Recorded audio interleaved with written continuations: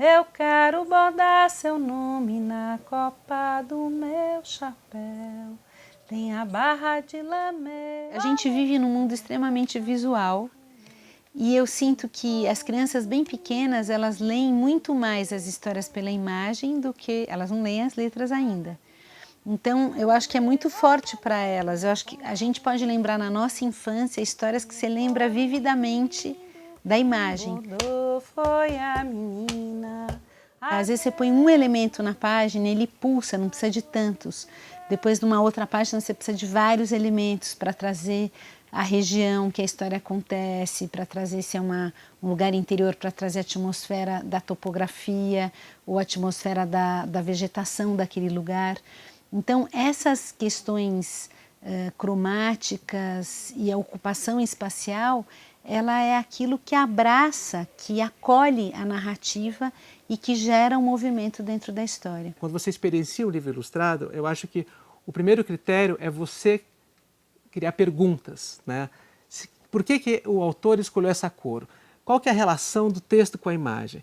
Eu acho que quando você tem uma relação inventiva de texto e imagem, é uma boa ilustração. Quando você tem uma ilustração que traz outros elementos para além da história, mas que enriquecem a história, é uma boa ilustração. Então, para cada universo de ilustração, a gente tem critérios específicos, mas a gente não precisa saber os critérios. A gente vai descobrir no diálogo com o próprio trabalho.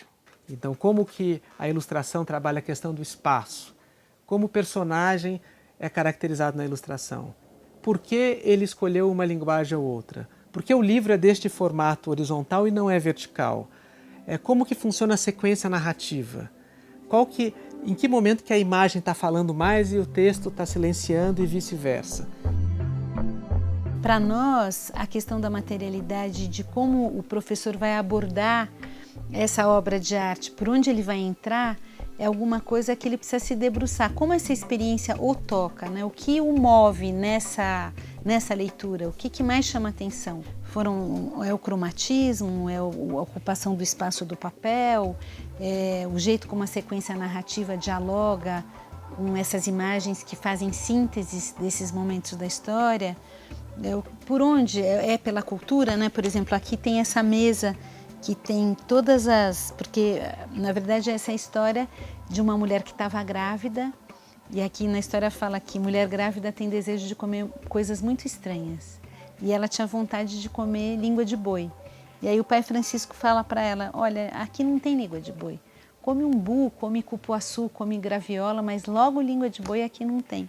Então, a gente tem uma coisa cultural das várias frutas, das raízes, de tudo que tem nessa história. Ela pode entrar pela comida, pelos costumes da comida. São muitos os caminhos de entrada nas histórias. E acho que é autoral o jeito como a professora vai abordar isso. E é importante que seja autoral, é importante que ela seja impactada por essa experiência e que, portanto, a partir desse impacto, ela veja o que essa experiência dialoga com a vida dela, com a experiência estética e cultural dela. E quanto mais singular ela propuser um olhar mais singular para seus alunos, mais rico vai ser essa experiência de partilha com eles, né? Eu acho que tem duas alfabetizações que correm em paralelo, a alfabetização da palavra e da imagem. E o livro ilustrado dá essa oportunidade, né, do professor também se alfabetizar. Eu acho que nós estamos a todo tempo nos alfabetizando, né? Eu acho que não só em termos de imagem e texto, mas de mundo. Quanto mais você faz esse ir e vir, né, de você conversar sobre a percepção, mergulhar, você vai adquirindo juízo crítico, inclusive para se defender, né, de imagens que são profundamente nocivas, né, como algumas imagens da publicidade, de noticiários, né? Enfim, a imagem do mundo contemporâneo manipuladora. Eu acho que tudo isso é algo que você pode se formar com o livro ilustrado.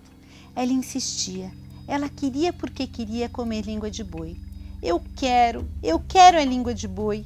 Eu quero a língua daquele boi que eu sonhei, Chico. Aquele boi com um corinho todo preto, salpicado de colorido, que dança, que baila, com aquela língua vermelha, suculenta.